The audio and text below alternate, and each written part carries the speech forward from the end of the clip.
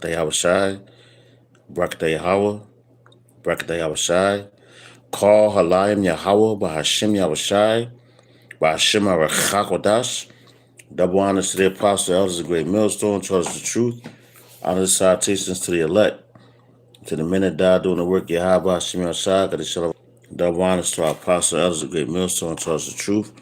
Honor the salutations to the elect, to the men that died doing the work, Yahweh, Bahashim Yahushai, they shall arise first. To the men, women, and children that believe on the true name of the Father and the Son. The Father's name is Yahweh, he exists. The Son's name is Yahweh Shai, he's the deliverer, because come to deliver us to this captivity that win. My name is Mark Olive Ben Gab and Yasharado, the Church of Philadelphia, camp here in Philadelphia, Pennsylvania. Once again, come back at you with another one. And I just want you to hear this. I'm going to play a little bit of it, because it's live right now. Listen to what this guy's saying. Nero. The government or a normal nonprofit that's not violating the law. All right. Any questions on that? Anybody have any questions? So we'll talk about the manufacturing turnaround, and it's been very early, but it's pretty significant. The numbers were much better, as you know, than projected by the media, and a little surprising, actually, how strong, how fast, because we have many companies that are moving into our country. As you probably know, it's a statistic that everyone talks about, but nobody seems to have done much about. Since the beginning of NAFTA, there's been 90,000 plants and factories closed in this country. Think of that. 90,000 plants and factories have been closed in this country. Many of them have been car manufacturing plants. And that's a terrible statistic, and we'll be turning that around. You're going to see it already. We already have numerous that are being built or starting to be built, and numerous that were being built in other countries, and they stopped, and they're coming here now because of the tariffs. And that's a big deal. That's what you want to hear. During the last year, what it tells you, it says, woe to them that run to Egypt for help. All right? Woe to them that run to Egypt for help. You know, so he's saying that the people the tariffs and everything. So he wants to put those things on you. All right, this thing's getting deadly serious. Check it out. We've not only stopped that manufacturing collapse, but we've begun to rapidly reverse it and get major gains. We created 10,000 manufacturing jobs in February alone. That hasn't happened in a long time. And these aren't government jobs, which actually we cut. These are private sector manufacturing jobs. So we gained all of those jobs, 10,000 jobs, and we barely started yet. That's a very unusual number. People are surprised by it. I'm even a little surprised. On auto jobs. Ain't talking about the jobs, though. We got the real jobs for you. Slavery. What's coming to you damn devils, man? You know? And it's the same man, like, he's in derision, and he's under heavy, the right word is derision. He's under heavy derision from Yahweh Shem Shai Bashem Kakodas because his man's pride. Check it out. They see because of the tariffs, they don't want to be dealing with other places, and they don't want to go back and forth and around and through the borders and across Mexico border. But check it out. He's talking about the tariffs and all that. But yo, that's why you got the BRICS. They're getting away from the American money, man. You know? They done with it. They sick of the threats of America. That's why the scriptures say, let the weak say that I'm strong. And who's Donald Trump always going at? Iran. Because when he first came in, what did he do? The general. You know? Check it out. Let him keep talking. What took place in a single month? 9,000 new auto jobs. You haven't heard that in a long time. After auto workers lost more than 27,000 auto jobs in the final year of Biden. These are also high-paying jobs. These are very prime jobs. The ISM Manufacturing Survey and the S&P Manufacturing Survey have also confirmed that our administration is presiding over a brand new domestic manufacturing boom after major collapse under Biden. It was a collapse. All he did is keep adding new government jobs, which are not the jobs you want. We're trying to shrink government and grow the private sector. That's what we've been doing. Under the final 2 years of Biden. He said what he says. He said he's trying to shrink government. What is that going to leave you? And uh,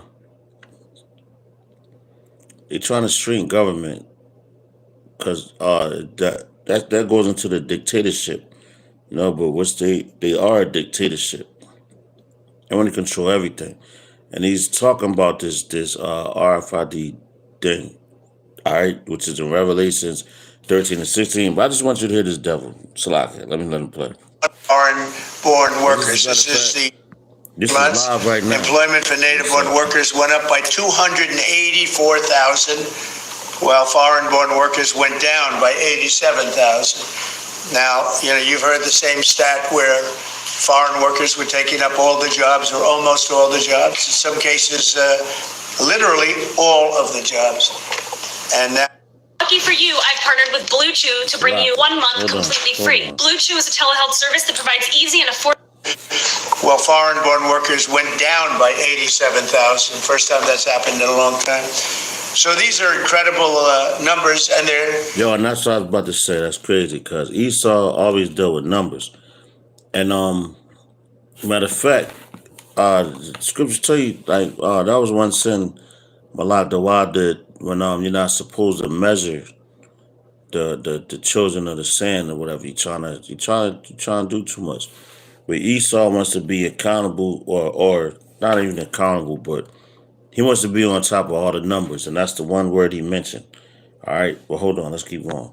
I'd like to ask a highly respected gentleman, Kevin Hassett. He's been with us for a long time, and he's been right about a lot. We had the greatest economy in history in the first term, and Kevin was a big part of it. So, Kevin, could you maybe give it a little description, please? Yeah, thank you very much, Mr. Trump. I think that the three things that you emphasized during the campaign is that you wanted to create domestic, high-paying manufacturing jobs, that you wanted to end wasteful government spending and reduce the unproductive government workers, and in fact, unleash them into the private economy where they could be more productive, and to create jobs for Americans. A lot of people said that if you deported illegals, the employment would go down because no Americans would take those jobs. And if you look, 280,000 American-born folks were hired. Manufacturing jobs are going up. And this is just out of the expectation of your future policies, really, sir. It's in April when your Reciprocal Trade Act is expected to happen. The tax cuts haven't passed yet. And so people are clearly expecting the golden age. And if you want to forecast the future numbers, everybody, just keep in mind that President Trump has already gotten us 1.7 trillion in commitments of new factories. And those haven't even happened yet. Those aren't even in the numbers. And so I expect this is going to be a glimpse of a golden age to come, sir. Thank you very much. One other thing, in Canada, we find that they're charging us over 200% for dairy products. You know about that. And when I left, we had that well taken care of, but under Biden, they just kept raising it. Very difficult to deal with, the Canadian representatives. 250% for dairy products, tariff. So where do you hear that? You don't hear that. They have a tremendously high tariff. Give you the exact numbers in a little while coming out on lumber. So they sell us lumber. They have a tremendous tariff. They make it impossible for us to sell lumber or dairy products into Canada. But our numbers are a tiny fraction of that, almost non-existent. And what we're doing is freeing up our forests from the environmental nonsense that they put on them, where you can't cut down a tree. And we have to cut down trees in order to build the firewalls. And those trees are sold, but we're freeing it up on an emergency basis. Because Canada has been ripping us off for years on tariffs for lumber and for dairy products. 250%. Nobody ever talks about that. 250% tariff, which. Yo, and I'm gonna pause it right there, because the reason why I'm bringing this up, because it's his numbers 1 and 47, right? And this is going into numbering, because Esau is all about numbers. That's the reason why I'm bringing this out. So this is Numbers chapter 1 and 47. So I don't know if you can see it. You can still see the comments and everything hopping up, but they kept mentioning numbers, right? And that's numbers. So it says, but the Levites, all right, it says Levites exempted. That's the priests, because Levites, the Levitical priesthood. But it says Numbers 1 and 47 says, but the Levites, after the tribe of their fathers, were not numbered among them. For Yahweh for Yahweh had spoken unto Moses, saying, Only thou shalt not number the tribe of Levi, neither take the sum of them among the children of Israel, but thou shalt appoint the Levites over the tabernacles of testimony. And this is heavy right here. And it says, and over all the vessels thereof, and over all the things that belong to it. They shall, it says, they shall bear the tabernacle and all the vessels thereof, and they shall minister unto it, and shall encamp round about the tabernacle. All right, so you look at stuff like that, right? The priesthood, that's the holiest of the holies, because when you go into the priesthood, the Levitical priesthood, they're the only ones that was able to enter into the sanctuary. Not anybody. That's why you can't number them. You know, like you got 70, I would say 70 that you like, you know, they were numbered, but you don't know who they are. All right. Verse 51, it says, and when the tabernacle setteth forward, the Levites shall take it down. Because, these people really want to, they're after the elect. And this guy speaking right now, DJ Trump, I'm going to play the video again, but I just wanted to mention this because he mentioned about numbers and numbering. It says, and when the tabernacle is to be pitched, the Levites shall set it up, and the stranger that cometh nigh shall be put to death. And the children of Israel shall pitch their tents, every man by his own camp, and every man by his own standard throughout their hosts. But then the hosts are going to the armies. But the Levites shall pitch round about the tabernacles of testimony, telling the truth. All right, that's going to the priesthood, man. And the Lord made out of the 12 tribes, there's 12,000 out of each tribe that's prophesied. That's how the priesthood. All right, as is now, but it started with the Levites. It says, of the children of Israel, and the Levites shall be the charge of the tabernacle of testimony. Was testimony, getting out there speaking. Check it out. It says, and the children of Israel did according to all that Yahweh commanded Moses, so did they. Now check this out. Business, and now it's all in Taiwan, almost exclusive, a little bit in South Korea, but mostly in Taiwan. And it's very important. Everything you do, everything you touch is now about chips. The brake of a car, cars have chips all over the place. I was reading an article the other day where they talk about the brakes of a car are loaded up with chips. Who would think that a brake has a chip in it?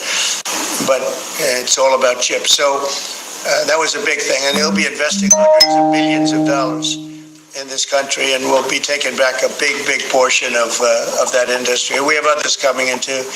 But a lot of car manufacturers are coming in, and they're coming in fast. And one of the reasons you see these numbers, and again, Kevin said it, and I said it a little bit, but the fact that they know I won the election, so after I was president-elect, they assumed that I was going to do what I said, because they do what I say. Now, you heard what he said, right? He said they're bringing in chips. He said there's chips in this, there's chips in that, there's chips in everything, right? So they ultimately, at the end of the day, they want to put the chip inside of you.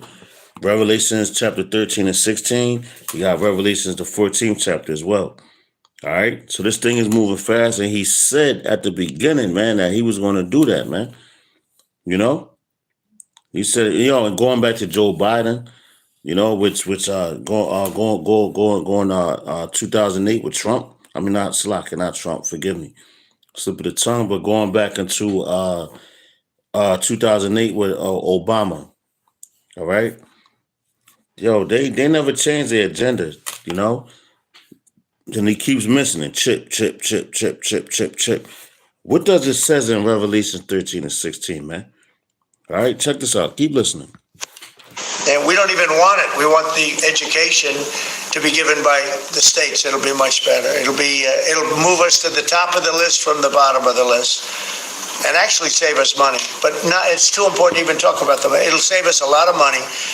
But we don't want that. We want education to be given. So you go to Iowa and Indiana and Idaho. Now he said he want education to be given, right?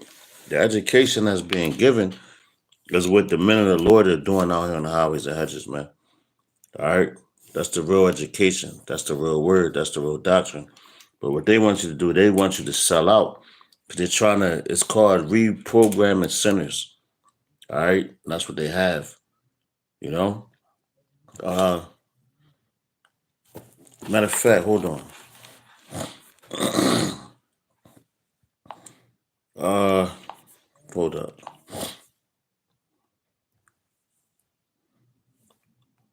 Hold on. Bear with me real fast. Cause this guy got me hype a little bit. Not hyped, like.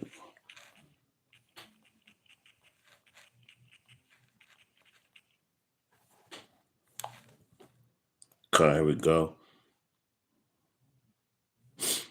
Check it out. And that's all they trying to do is they're speaking big words, you know, to try to throw you off your square.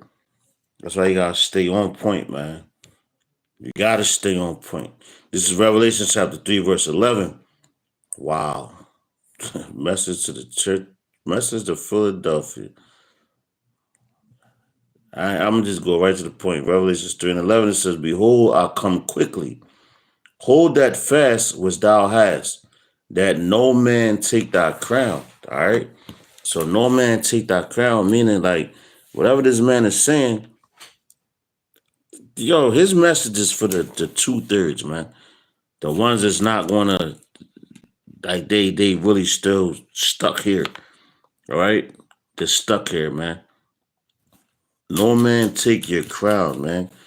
All right. And that was a message to Philadelphia. And it's funny because like, yo, I ain't even playing.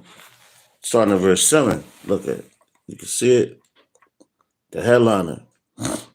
You know? And I just watching this video, I said, oh snap, let me just, you know. But this dude, yo, man, yo, just listen. And now everything is about the chip. Matter of fact, you get Revelations 3:16,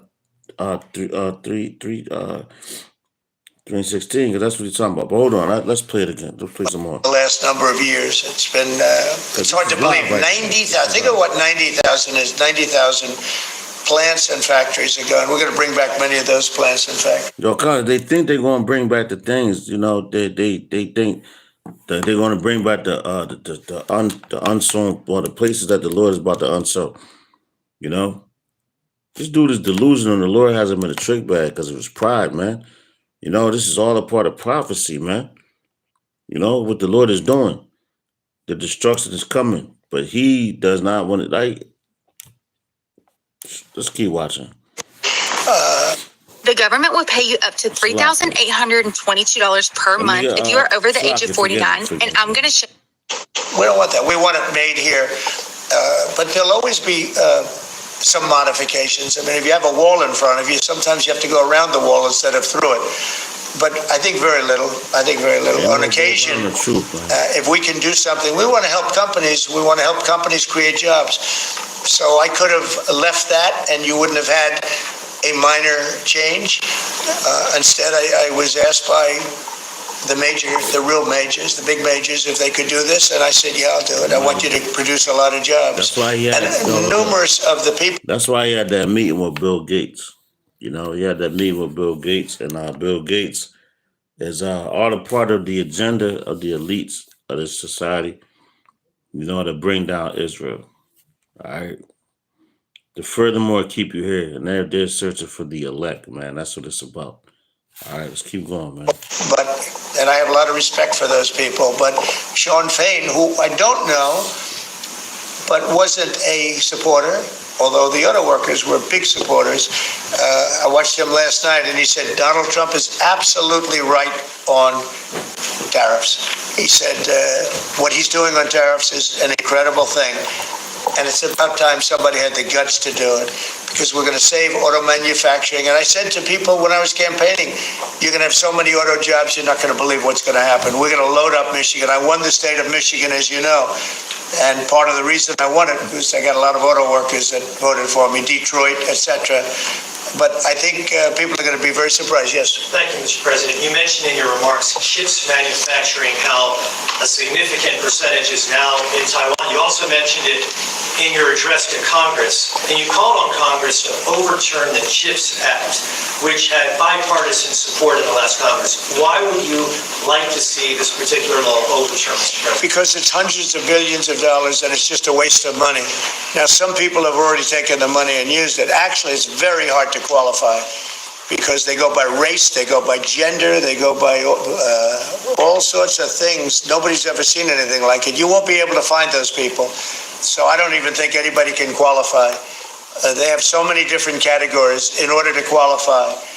You have to have so many of a certain race, a certain gender, a certain this, a certain, and I don't think they can qualify, but if they take the money, they better qualify because they'll be watching them.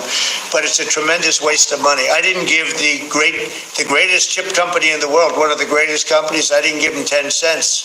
They came here because of tariffs, because they didn't want to pay the tariffs. And they also came here because they like the results of the election, because they know that I'm very pro-business. Now, check this out. I'm going to pause that, right? Shalakia. But it says, now I looked up, why would a country impose a tariff? All right. It says a country may impose a tariff for various reasons, including protecting domestic industries, generating revenue, because this place is falling. That's why I said, oh, yeah, we're doing, and everything with this guy is on paper. He's a corporate man. All right. He's a corporate man. It says addressing unfair trade practices, which America been doing that, and potentially as leverage in the trade negotiations or to protect national interests. See that? To protect national interests. It says protecting domestic industries, raising the cost of imports. See that? Imports. So that's going to make the price here rise up. People looking, oh, the tariff is good. It says tariffs increase the price of imported goods, making them less competitive with domestically produced alternatives. And that's why he want to say, what he say? We want everything done here. And domestic, right? When you have a domestic anything, like a domestic beer, domestic anything is made in the country that you're at. Now, when you want to say imports, like I'm talking about with oil. You know, I did with oil, like as far as like, when I buy my oils and everything. Now, it's certain oils that I like. I'd rather have that's domestic because of the smell. Then there's certain oils I'm like, nope, I want to import it. All right, hold on, let me Salaki, get that shit off of there. But it's certain oils that I'd be like, yo, I want, imported. So the import, that's what he's that's what he's putting the tariffs on, because he want everything made here. You can't get nothing. That's what they put in the travel bans, everything, right? Check it out. It says encouraging local production. See that? Encouraging local production. But now the man took away jobs. And this how you know Esau's double-minded, man. And not just that, judgment begins at the house of Israel, man. Because you niggas, Issacharites, all that, what you name me, he is for hire. Y'all took all these jobs, and now the hammer's coming down on you. So now it's gonna be they're being taken away from you. So it's like, who you really trusting? All right, it says encouraging local production by making imports more expensive. See, that's what he's trying to do. Tariffs can encourage consumers to buy locally. Like you got a shop right here in Babylon, they be like, oh, this is by a local farmer and everything. But yo, if you're imposing tariffs on another country, why would they want to buy your shit? It's I said this guy's a businessman. It says boosting profits and growth in the protected industry, addressing unfair trade practices. Some tariffs are used to respond to what a country sees as unfair trade practices, such as when another country subsidizes its exports or dumps products at unfairly low prices. You know what I'm saying? So, like, matter of fact, let's get this one. Let's get this one. National interest. National security. Tariffs can be used to protect industries deemed vital to national defense to ensure for Salaki. Matter of fact, says tariffs can be used to protect industries deemed vital to national defense or to ensure domestic supply or essential goods. All right, so it's like it's all about control. Tariffs can be used to protect the country's economy from excessive reliance on foreign imports. But now you want to shoot everybody out. It says especially when it comes to goods with strategic importance. So Salaki, let me play this video some more. Mr. President, when Ukraine runs might out have of shut down Good question. Because I have to know that they want to settle. I don't know that they want to settle.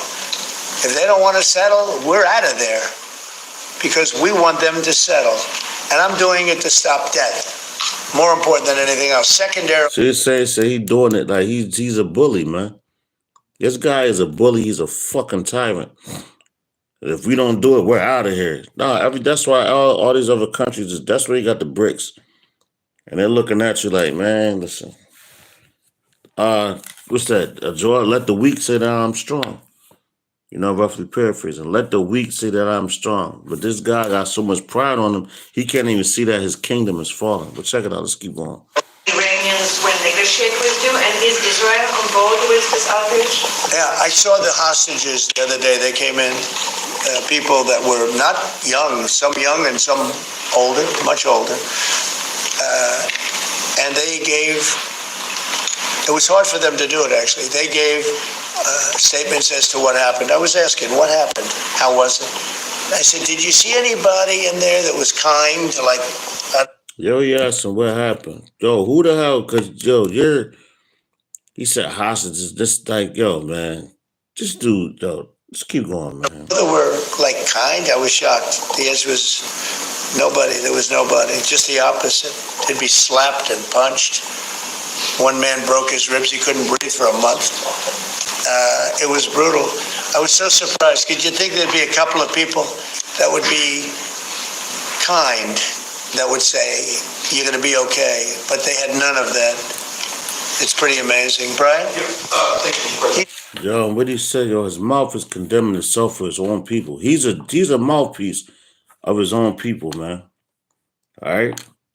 So everything that comes out of his mouth, the judgment for what he's saying, is going to fall on his whole nation. All right? It's going to fall on his whole nation. Because you're sitting there acting like, oh, yo, everything. And why would you want to do it? And why? MFer, because you did the same thing, man. Your people did it to another people. Now, you got to look at Darius. Why do you think the apostles and everybody, the bishops, the elders, man, you know, men in the like mind, they go through history and everything for reasons like this. So you know who your enemy is. And all this shit that they talking out their mouth, you like, nah, bro. You bought this because it's been prophesied, like Daniel, all that, man. Let's keep going, man. A lot of good things. Because frankly, you could have made a great deal if this war never started, you could have made a great deal. I don't know that anything would have had to be given up. This was not a war that was going to start, Brian. And it didn't start. For 4 years, somebody said, well, how do we know that? Well, for 4 years, it didn't start. I used to speak to Vladimir about it. I used to speak to him about it at length. It was the apple of his eye, but there was no way he was going in. And he knew, there were going to be consequences. But it did start. I mean, think of what happened. Inflation, you have the war with Ukraine and Russia, that wouldn't have happened. October 7th would have never happened. Israel, they had no money. Iran had no money. Iran was stone cold broke, and now they have a lot of money. And that's going to be the next thing you'll be talking about is Iran. What's going to happen with Iran? And there'll be some interesting days ahead. That's all I can tell you. We're down to final strokes with Iran. That's going to be an interesting time. Yo, And we'll see what happens. But that's in, I believe that's in Second Ezra's, the 15th chapter, when it talks about Iran, going into the,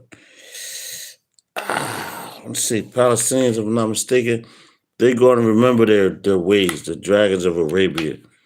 That's what you're talking about right now. The dragons of Arabia, those people that's over there that you killed their top general. This is war, man. This is chess, not checkers. So every move that Esau is making, the Lord is doubling down on that, man. Because he gave you a time. He gave Esau a time to rule. Now you're coming to the end of it and you liked it. You loved it. But it's over, man. Let's keep going. I only paid 99 cents for all of these shoes, and let me show you how. First, go and download AliExpress because they're all very, very soon. You'll be talking about that pretty soon, I guess, and hopefully we can have a peace deal. I'm not speaking out of strength or weakness. I'm just saying I'd rather see a peace deal than the other, but the other will solve the problem. Mr. President, your allies are calling on you to pardon Derek Chauvin. Are you considering pardoning Derek Chauvin? No, I haven't even heard about it. No. Mr. President, on peace. I haven't heard that. In the first term, you may recall, I broke the news that you were nominated for the Nobel Peace Prize. And the reason for that was the work that you led on the Abraham Accords. I spoke yesterday with the member of parliament, the Norwegian parliament, that nominated you. Y'all, let me pause that real fast. Salaki. But he's done this. This is the commander-in-chief, all right, with Babylon. And this man said, I would rather for peace. I would rather for peace, right? What does it tell you? Check this out. 1 Thessalonians, right? That's what came out of his mouth. I would rather for peace and all that. Now, when you start hearing things like that, if you're a man of the know, you better dig it. Check it out. This is 1 Thessalonians 5:3. It says, for when they shall say peace and safety, then sudden destruction cometh upon them, as travail upon a woman with child, and they shall not escape. And they're not Zelensky or whatever this guy name is over there in Ukraine. Now Trump snapped on him. Now all of a sudden you want peace talks and all that. Like 50 said, he said, there won't be no white flags and no peace talks. The Lord ain't coming raising the white flag. He ain't coming for no peace talks. He's coming to plead, man. The day of the Lord is upon us, man. All right? And you can see it right here. Check it out. Let's keep going. So that's how we came up with the rare earth deal. But we started, behind the 8 ball. He could have gone to Europe. He could have said, come on, you got to put up money with us. You got to put up money with us. But he never did that. They just kept handing money out because he was grossly incompetent. All right, thank you very much, everybody. Thank you very much. Thank you.